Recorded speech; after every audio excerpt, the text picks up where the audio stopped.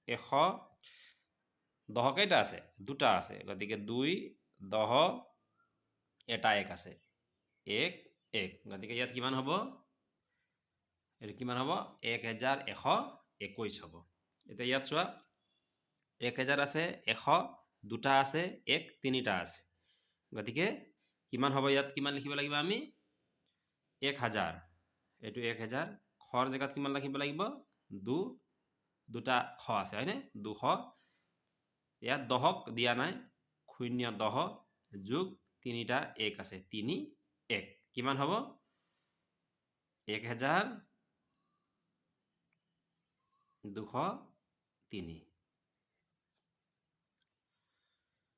ইয়া চোৱা 1000 আছে 10 কেইটা আছে 1 2 3 4 তাৰপিছত 1 কেইটা আছে তিনিটা আছে গতিকে কিমান হ'ব ইয়াত 1000 1000 1 2 3 4 চাৰিটা 10 যোগ 1 3 1 হয়নে এতিয়া কিমান হ'ব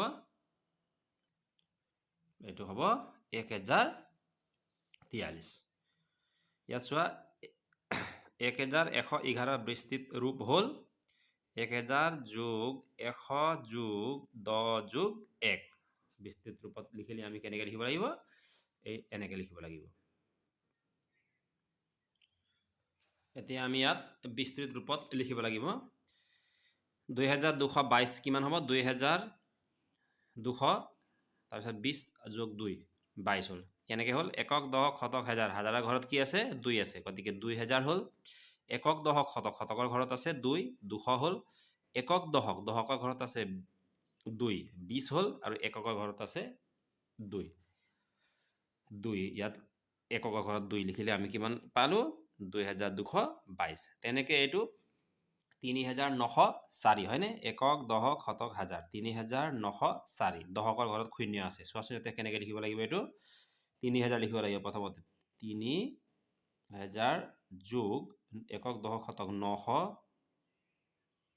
যোগ দহকৰ ঘৰত 0 আছে হয়নে 0 লিখিলেও হ'ব নিলিখিলেও হ'ব তোমালোকে যেহেতু ঠিকি আছে গতিকে 0 ইয়াত মই দি দিছো পিছত তোমালোকে জনা হোৱাৰ পিছত 0টো নেদেখুৱালেও হ'ব আৰু এককৰ ঘৰত আছে 4 হয়নে গতিকে 3904 3904 বিস্তৃত ৰূপ কিমান হ'ব এইটো হ'ব তাৰপিছত ইয়াত আছে 1 10 শতক হাজাৰ 9016 গতিকে ইয়াত কিমান লিখিব লাগিব 9000 যোগ 1 10 শতকৰ ঘৰত 0 আছে 0 যোগ 1 দহকৰ ঘৰত 1 আছে 10 যোগ এককৰ ঘৰত 6 আছে 9016 তাৰপিছত এইটো 7680 7000 যোগ 600 যোগ 80 এইটো 80 যোগ এককৰ ঘৰত 0 আছে নিলিখিলেও হ'ব এইটো গম পাইছানে এইটো নিলিখিলেও হ'ব 7680 হৈ গ'ল এইটো 0টো নিলিখিবা এটা ইয়াত চোৱা বিস্তৃত ৰূপ চাই সংখ্যাটো লিখো আহা ইয়াত বিস্তৃত ৰূপত সংখ্যাটো দিয়া আছে আমি ইয়াত লিখিব লাগিব গোটা সংখ্যাটো লিখিব লাগিব 1000 আছে 400 আছে 80 আছে 9 আছে গতিকে কিমান হ'ব 1480 লগত 9 যোগ কৰিলে কিমান হ'ব 89 গতিকে ইয়াত কিমান লিখিব লাগিব ইয়াত 1489 এটো চোৱা 1489 এটো চোৱা এতে এইটুক বিস্তৃত ৰূপ লিখিলে এইটো পাম তোমালোকে অভ্যাস কৰিবা এইটো বিস্তৃত ৰূপত লিখিবলৈ ঠিক আছে তাৰ পিছত এইটো চোৱা 1947 হ'ব এইটো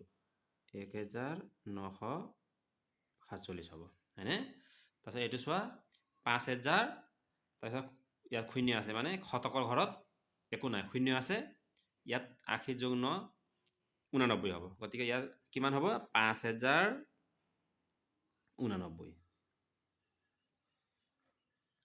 5089 ইয়াত কিমান আছে 6000 তাৰপিছত ইয়াত 300 আছে ইয়াত 0 আছে ইয়াত 5 আছে কিমান হ'ব 6305 ইয়াত কেনেকৈ লিখিব লাগিব 6305 এনেকৈ লিখিব লাগিব ইয়াত গম পাইছানে দহকৰ ঘৰত 0 আছে ইয়াত 0 আছে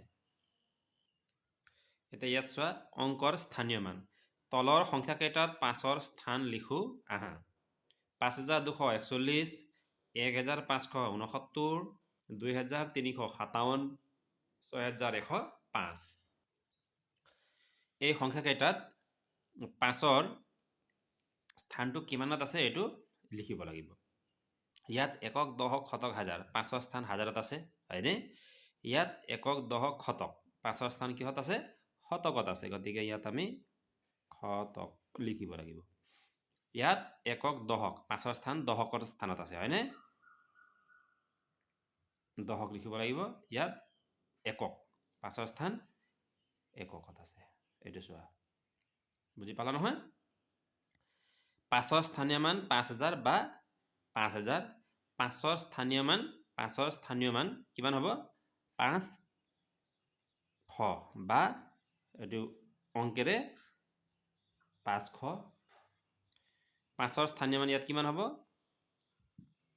510 বা 50 5ৰ স্থানীয় মান 5 একক বা 51 বা 5 এনেকে লিখিব লাগিব ওপৰৰ সংখ্যাকেইটাত 5ৰ স্থানীয় মানবোৰ একে নে বেলেগ আলোচনা কৰা 5ৰ স্থানীয় একে হয়নে নিশ্চয় নহয় ইয়াত হাজাৰত আছে ইয়াত শত আছে ইয়াত দশকত আছে ইয়াত এককত আছে গতিকে 5ৰ স্থানীয় মান সংখ্যাকেইটাত বেলেগ বেলেগ আছে হয়নে